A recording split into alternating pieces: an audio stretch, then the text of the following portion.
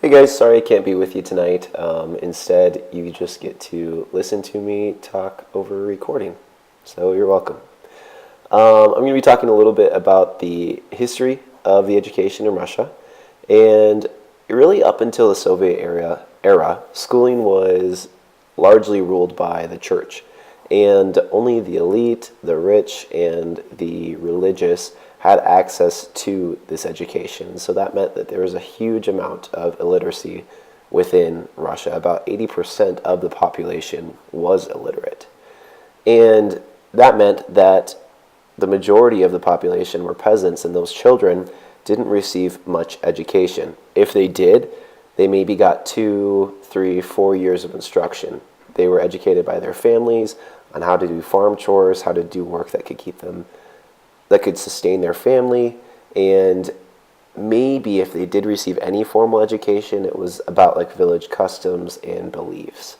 Now, if a kid came along and seemed particularly smart or kind of stuck out from the rest of his peers, then maybe the family would consider sending him away to a church in order to go to a school there to receive some formal schooling in a closer, larger town. Then up until that was pretty much the tide up until the Soviet system came into play.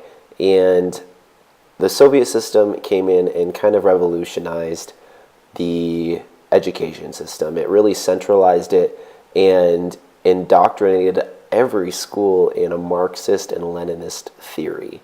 And so that completely permeated the curriculum, what the teachers taught, how they taught, really formed the students' mindsets on what an economy looks like, how their social classes work. All of that was permeated by this Marxist and Leninist theory.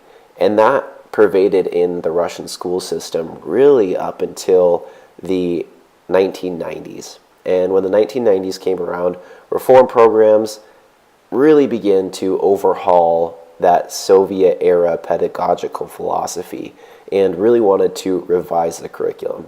However, this was really difficult for those schools to do because they did not have much funding, and the teachers that they had in there were grossly underpaid, and they didn't have very good quality professionals that were able to really help that reformation.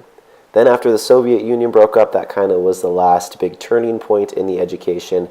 And even though teachers were still and continue to be underpaid in the Russian education system, things are starting to turn around.